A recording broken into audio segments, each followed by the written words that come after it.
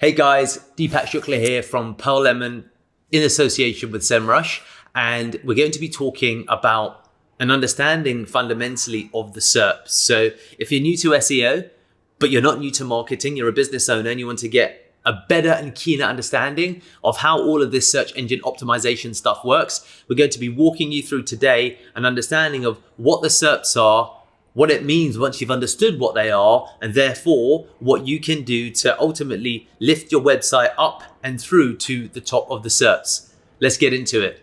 Today, we're going to be talking about the triple SC, which is S for what are the SERPs, another S for how the SERPs work, the final S for search volume, and then the good old C for click potential. Let's get into it. Okay guys, so I've got Chrome Incognito open. I'm going to show you what the SERPs are by Googling what are the SERPs. So the SERPs are a search engine results page, effectively, as you can see here, search engine results page.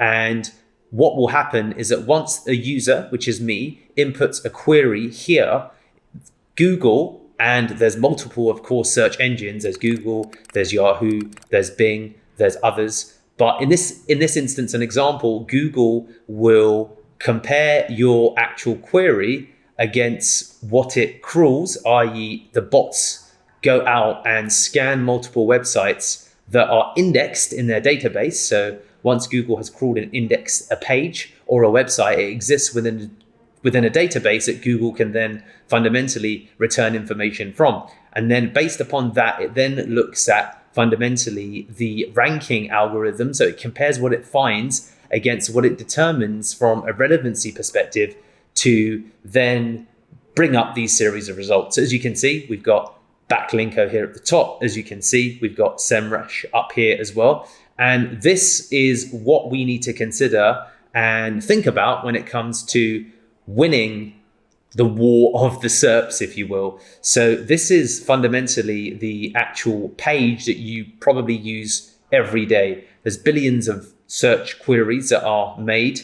And then in terms of the next stage of it, Google will determine the layout, as you can see here. So it's interesting if we have a look at this layout and think about the next actual features. So in this instance, we've got the people also ask section. So what that determines, as an example, is queries that are relevant to the original query itself. So for example, here we put what are the SERPs, and Google has determined that these are very closely related actual questions that people also ask. So if we just click on that and then expand it, you'll see there's a result here from MailChimp. If we click on all of them, you'll begin to see that there are more that appears. We've also got the knowledge panel for this actual query on the right-hand side, which has been captured by MailChimp in this instance. And in later actual episodes, we'll be talking about featured snippets and all of this type of stuff that you can see here in the SERPs.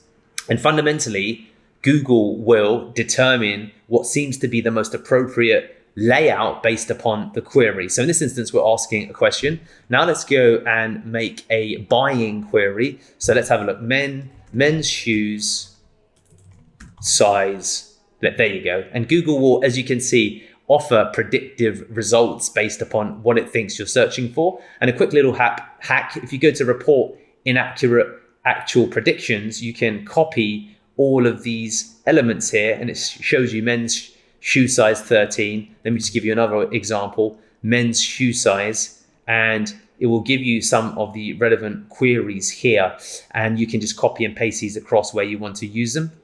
But in any event, once you've run this search, as you'll see, men's shoe size, we've now got a series of different results. So this is potentially not a buying query, but then if we look at men's shoe size 9, do you see the change here? That now we're getting the Google fundamentally sponsored links here on the right-hand side, the Google carousel to a degree, if you will. We're also seeing some sponsored search results here, and we're seeing images appear in search because we're looking at fundamentally a buying query. Now let's look at a service. So let's, for example, look at SEO. And as you can see, Google will also pull out definitions on the right-hand side. So there's a whole range of fundamentally results that Google will pull out. SEO services, let's have a look. what kind of result appears here. And then we've just got the sponsored ads on the left. So these are multiple different examples. And there you have it. There's Pearl Lemon. We're currently sitting at number 3 in the UK for SEO services. So as you can see, these are different examples of search ultimately results. And now we'll go into understanding search volume as against these results. Now that we're logged in, let's head over to the keyword manager tool, as you can see here. And this is where it begins to get interesting. So you can create a regular list with your own keywords. We're going to give this list a name, SEO. Let's just call it SEO for the moment. Once we're in here, you can now add keywords. And depending upon your plan, you can add, of course, thousands. So we'll type in SEO services. And what you're going to see here is it will give you a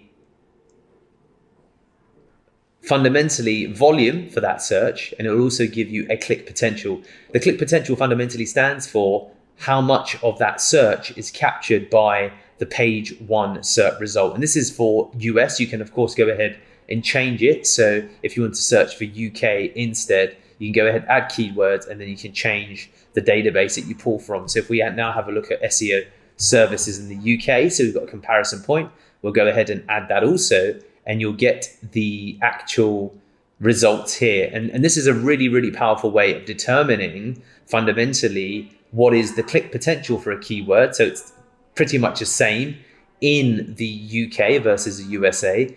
And unsurprisingly, in the USA compared to the UK, there's a much higher search volume. And search volume, of course, stands for how many people are searching per month for this keyword. And a final quick tip with this, if we go to SEO services, I've come out of incognito now. There's a cool tool that we use called Keywords Everywhere that gives you also the result here, 1,600. As you can see, there's a gap which you can identify through settings. I would definitely rely more so on the Semrush data, but what it does do is give you some broad sense of related keyword searches, their difficulty and their competition.